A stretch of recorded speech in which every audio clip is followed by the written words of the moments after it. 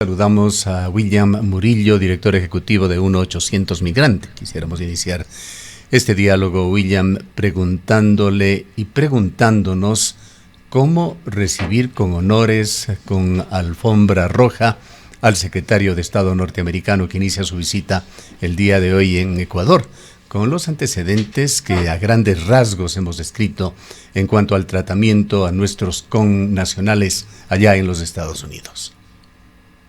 Gustavo, buenos días. Muchas gracias por la entrevista. Siempre un gusto y poder saludar a todos los azuayos, cuencanos, dentro y fuera de las fronteras que nos miran, incluyendo por redes sociales. Su pregunta es bastante compleja, ¿sabe?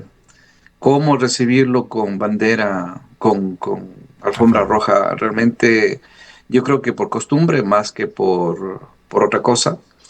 La introducción que ustedes han hecho en relación a la realidad y a las políticas migratorias que estamos viviendo acá en Estados Unidos son exactamente y un poco más a lo que ustedes han descrito. Y eso provoca mucho miedo, mucha incertidumbre, mucha inseguridad jurídica y por eso nos hemos atrevido a alzar la voz, a pedir de que se hable sobre temas que no quieren hablar y que ya es momento de hablar en la mesa, de decir las cosas como son, porque de lo contrario vamos a seguir siendo ignorados y yo creo que esa gran masa de migrantes ecuatorianos que vivimos acá y sus familias que viven en el Ecuador necesitan de respuestas. Ahora, William, no ha dejado también de preocupar no solamente esa situación de temor en la que están viviendo los compatriotas, los migrantes ecuatorianos allá en Estados Unidos, sino que muchos se han visto obligados a volver, pero el porcentaje de gente que ha decidido ir hacia los Estados Unidos también se ha reducido de manera importante. Sería oportuno que usted pueda comentarnos sobre los impactos que esto ha tenido en el ámbito familiar, en el ámbito social, e incluso que podrían tener en el ámbito económico del país del norte. La problemática de migración acá en Estados Unidos se ha visto reflejada en esta retórica negativa, ¿no?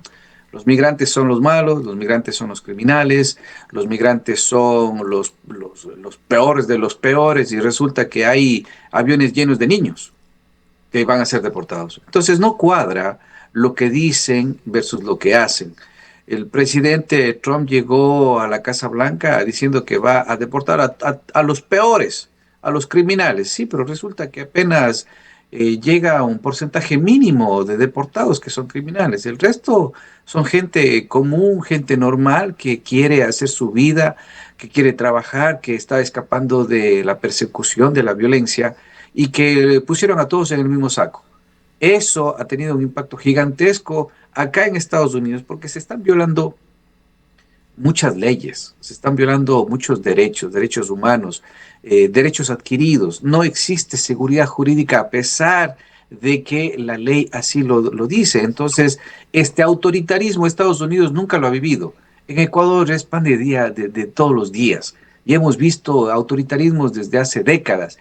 Entonces, Estados Unidos está recién viviendo una administración autoritaria sin precedentes y no ha sabido responder, pero estamos mirando cómo de a poco ya los sistemas de contrabalance que tenemos acá en Estados Unidos, en el sistema judicial, en el sistema, bueno, el legislativo que prácticamente está arrodillado a los deseos de Trump, pero desde el sistema judicial, del Poder Judicial, sí vemos ese contrapeso que es tan necesario, porque nadie está sobre la ley. Nadie está por sobre la Constitución y el presidente Trump ha extendido lo más que ha podido su alcance para ver hasta dónde le dejan o hasta dónde le permiten hacer sus cosas. Y ahí estamos mirando leyes, estamos mirando resoluciones importantes, decisiones de la Corte Suprema que cambian estructuras legales, que cambian formas de hacer las cosas desde hace muchas décadas y que vuelven quizás a una forma más conservadora. Ahora, William, versus los... callar, omitir las cosas o postergar los problemas no resuelven nada. La situación de los Claro, inmigrantes ecuatorianos se ha ido estrechando en cuanto a la complejidad, a las presiones que tienen los ciudadanos, una vida que realmente no es vida para la gran mayoría de ellos, particularmente para aquellos que carecen de documentación y continúan allí. Hasta donde usted conoce, se ha puesto en la agenda para la visita de tan alto funcionario, el secretario de Estado, nada más y nada menos, de los Estados Unidos, Marco Rubio, para discutir estos temas con las autoridades ecuatorianas, hasta donde nosotros conocemos en cuanto a la agenda oficial que se ha dado a conocer en el tema migración. Lo que se aspira a tratar es una propuesta norteamericana de que se convierte Ecuador en un tercer país de acogida de refugiados, que implicaría recibir hasta 300 personas al año en condiciones que no han sido aclaradas. claro, de lo que conocemos, Gustavo, sabemos que van a hablar sobre temas de seguridad y migración irregular y adicionalmente estos temas de estas personas que posiblemente vengan al Ecuador. En el tema de seguridad, que sabemos lo mucho que se necesita. En el tema de migración irregular, no entiendo qué van a hablar si las fronteras están cerradas. El Darién está cerrado, ya nadie cruza por ahí. La militarización en Panamá también. La militarización en la frontera entre Guatemala y México, la militarización en la frontera entre México y Estados Unidos. ¿De qué migración hablan? Los 10.000, 15.000 ecuatorianos que cruzaban al mes, ya no hay eso, ya no hay eso. Si llegan a 200 o 300 por mes es mucho. ¿Por qué? Porque quizás sí son casos extremos de violaciones a sus derechos y ellos están solicitando asilo. Perfecto, pero esa gran migración ya no existe. ¿De qué van a hablar? Necesitan hablar de estas temáticas. Quieren hablar sobre temáticas migratorias, sí, pero temáticas migratorias de Estados Unidos. ¿Cuándo ponemos la temática migratoria de Ecuador en la mesa de negociaciones? Y eso ha sido nuestro llamado. Nosotros hemos enviado un boletín de prensa, Gustavo, en donde le hemos pedido al presidente, a las autoridades, de que se hablen 4 puntos en específicos. El tema del TPS. El presidente Noboa solicitó el TPS cuando el presidente Biden estaba en funciones. Ganó el presidente Trump y ahora también le preguntaron a él si es que nos van a dar el TPS y no hay respuesta. Es necesario que Estados Unidos, ahora que está el secretario Rubio, de una vez sinceremos el mensaje y le pregunte el presidente al señor Rubio, ¿nos van a dar el TPS o no nos van a dar el TPS? Porque hay mucha gente que está con esa esperanza. Si es que no nos van a dar, digan, no, no les vamos a dar el TPS porque no queremos. Porque esa es la situación. Ecuador sí está capacitado o sí califica, por así decirlo, para recibir el TPS. El otro punto es la declaratoria de los grupos de delincuencia organizada como terroristas por parte del gobierno norteamericano. El presidente Noboa, muy, no quiero sonar irrespetuoso, pero de una forma muy rápida declaró terroristas al grupo de los soles, ¿verdad? Pero él está pidiendo que declare terroristas a verdaderos terroristas ya comprobados acá, de los choneros, de los tiguerones, de los lobos, y tampoco hay respuesta por parte de eso. ¿Y por qué insistimos en este tema, Gustavo? El momento que el presidente Trump declara como terroristas a estos grupos en específico, esa declaratoria serviría para que decenas de miles de ecuatorianos que están solicitando asilo en los Estados Unidos puedan utilizar eso como una base para que les den el asilo. El asilo les da protección, les da documentos, les da permiso de trabajo, seguro social, un camino a la residencia, un camino a la ciudadanía. Entonces es importante que se definan. Otra vez, ¿nos van o no les van a declarar terroristas a estos grupos de delincuencia organizada en el Ecuador? Y eso es solamente para empezar. Quisiera preguntarle si es que en su visión, con esa práctica diaria que usted tiene a través de la organización 1-800 Migrantes, que da cotidianamente apoyo a los connacionales, ¿alguna acción se ha visto que hable por los hechos de que Ecuador ha tenido algún tipo de atención preferente en su supuesta condición de país aliado, de país afín ideológicamente al gobierno de Donald Trump? El presidente Noboa ha dicho en múltiples ocasiones, públicamente, que el Ecuador no está en la lista de prioridades para deportados. Entiendo que el presidente lo está diciendo en buena fe, lo está diciendo como información al ser el máximo líder del país. Yo no he escuchado de que hay esa lista, para empezar. Puedo estar equivocado, quizás el presidente tiene alguna información que yo desconozco. Pero siendo así, tampoco hace mucho sentido de que los ecuatorianos sigan siendo deportados a diestra y siniestra. Hombres, mujeres y niños. ¿Cuáles La son semana anterior, ¿Cuáles son las estadísticas que usted maneja en cuanto a las deportaciones? acuérdense que nosotros estamos recibiendo entre 2 y 3 vuelos semanales de deportados. Eso significa casi Este es mil un ritmo que personas se ha mantenido en estos 6 meses. y hasta aumentado, por supuesto, por supuesto. Hay miles de ecuatorianos que están ahora mismo en procesos de deportación.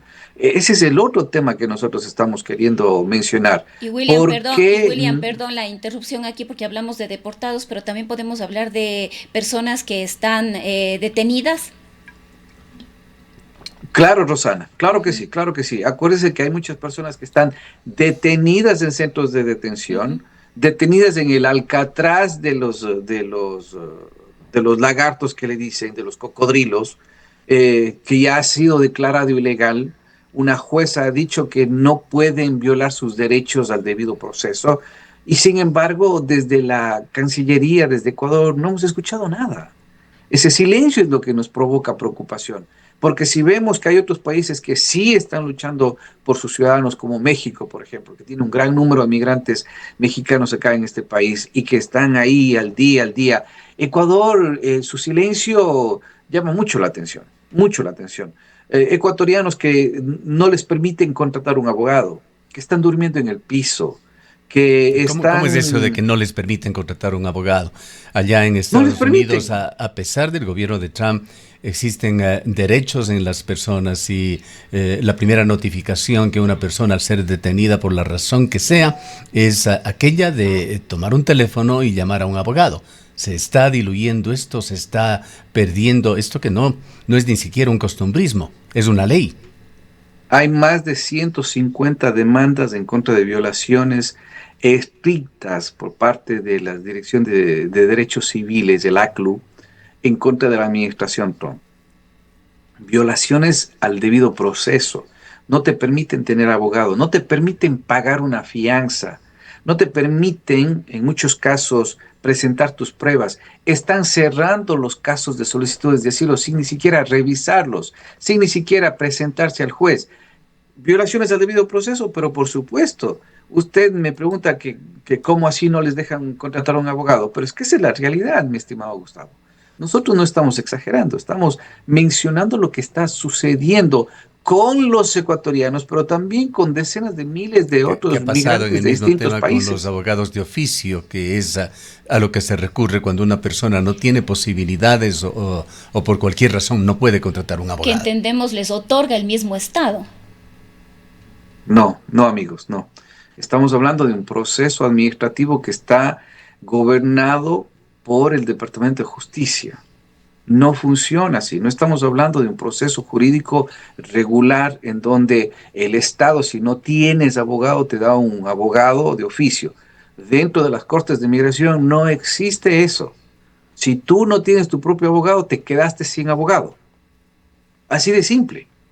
Entonces, esa clase de cosas es que no se conoce, no se habla mucho, porque como dice la Cancillería, es demasiado espinoso. Entonces, para no hacerle quedar mal, para no hacerle sentir mal a Estados Unidos, mejor no toquemos ese tema. No, ahora es que hay que tocar este tema, porque de lo contrario vamos a seguir viviendo estas violaciones de los derechos. Es más, nosotros, Gustavo, nosotros hablamos, me parece, algunas semanas atrás, de este proyecto que nosotros queríamos que el gobierno financie la contratación de abogados para que los ecuatorianos se defiendan. Pero no, no que pague el gobierno, sino que preste dinero a precios preferenciales. Tampoco ha habido respuesta. ¿Por qué? Porque eso es algo que se necesita hacer. No está pasando, a nosotros nos preocupa mucho. de que se estén enfocando en el tema de seguridad. Matícenos Entiendo que además existen. la información y ese cuadro tan preocupante que viven nuestros connacionales. William, ¿cuánto cuesta un abogado allá? Depende del abogado, depende del años de experiencia, depende del estado.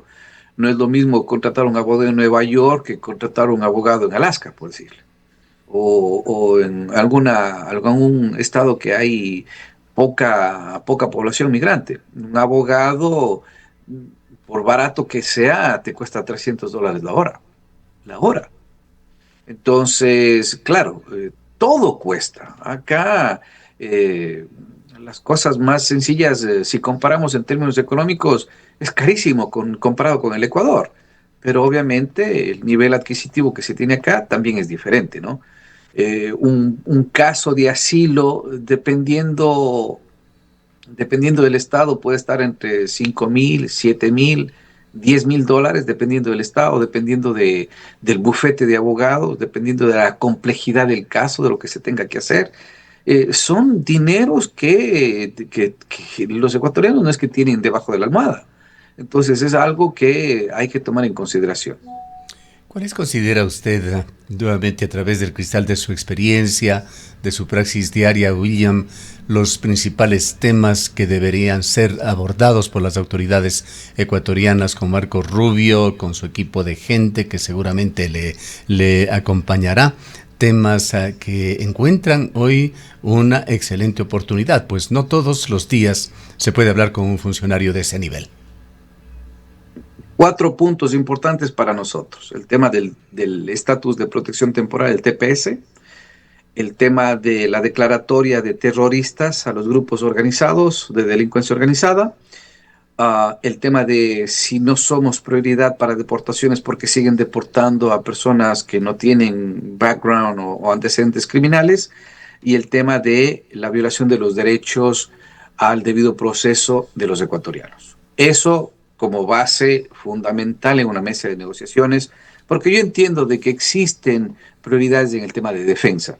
Hemos visto cómo Estados Unidos apoya con pertrechos militares, con carros blindados, para algo para la Marina, con inteligencia. Nos han vendido un avión que ya está por terminar su vida útil a descuento. He visto todo eso. Pero si es que sumamos todos esos aportes que ha hecho Estados Unidos, si llegamos a 100 o 200 millones de dólares, es mucho. Pero nos olvidamos que los migrantes ecuatorianos envían más de 6.400 millones de dólares en remesas. Entonces, si vamos a temas de prioridades, yo creo que el presidente Noboa es un hombre inteligente que va a darse cuenta de que los ecuatorianos en el exterior necesitan ayuda. Mire que Cuenca recibe más de 1.000 millones de dólares en remesas. ¿Dónde están las propuestas para los migrantes retornados, para las familias de migrantes?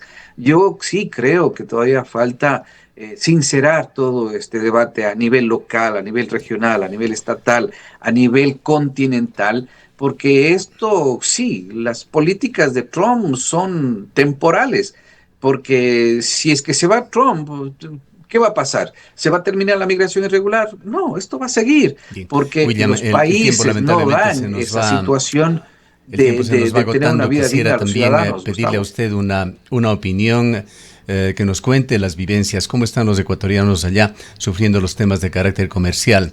A Ecuador se dijo se le daría un trato preferente, pero los productos ecuatorianos pagan 15%, como lo hacen la gran mayoría de países o de productos ecuatorianos que ingresan a ese mercado.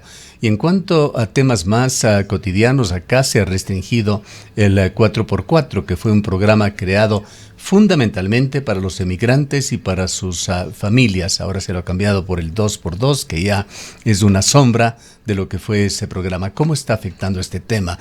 Por otra parte, también conocimos que por políticas del gobierno norteamericano se había terminado con una especie de exención de paquetes pequeños que no se cobraban por el ingreso de Estados Unidos Unidos paquetes con valores de hasta $800. Ahora, por estos paquetes hay que pagar, si no me equivoco, valores de entre $200 a $800 para recibir. Es decir, que se acabó el envío de cuyes, por ejemplo, un regalo clásico de los ecuatorianos para quienes son emigrantes allá. ¿Cómo se están viviendo estos temas? ¿Cómo están afectando también a la diáspora ecuatoriana en los Estados Unidos? Mire, qué interesante su pregunta, Gustavo. Nosotros estuvimos este fin de semana enviando unos documentos hacia la ciudad de Cuenca, documentos, y hablábamos con el dueño de esta agencia y él nos decía que ellos han parado totalmente el envío de paquetes, totalmente, porque no saben qué es lo que está pasando, les están abriendo los paquetes de Ecuador hacia Estados Unidos, lo que usted menciona, el cuy, el mote, las papas que llegaban, ahora van a ser pesados y de acuerdo al peso te van a cobrar los impuestos de ingreso. El presidente Trump dijo que va a cobrar el 10% a los amigos y resulta que de la noche a la mañana no son 10, son 15. Eso no se hace a los amigos, eso no se hace a los aliados. Y sin embargo, desde el gobierno, ¿qué ha dicho? Nada. ¿Por qué? No queremos de que se molesten. Y estas cosas dan quizás la pauta para ver qué es lo que va a pasar a futuro. Yo sí creo que acá van a ser afectados muchísimos migrantes. La posibilidad de enviar ropa para las escuelas, ya empieza el año educativo, les mandaba los zapatitos, la ropa, ya no puedes mandar eso. El peso del 4x4, es todo un drama porque hay intereses de por medio, intereses de la industria textil, protege la industria nacional. Muchas de las veces los abusos por parte de los couriers, abusos por parte de personas que aprovechándose del 4x4 traían miles de productos bajo esa modalidad. Entonces, todo eso, al no tener una política clara sobre esos beneficios, lo que provoca es mayores problemas para la mayoría de personas que en realidad podían beneficiarse y que ahora no lo están haciendo. Bien. Le agradecemos mucho por haber estado con nosotros y estaremos, por supuesto, tan atentos como usted a la visita del secretario de Estado norteamericano. Muchas gracias. Declaraciones de William Murillo, él dirige la organización 1-800 Migrante.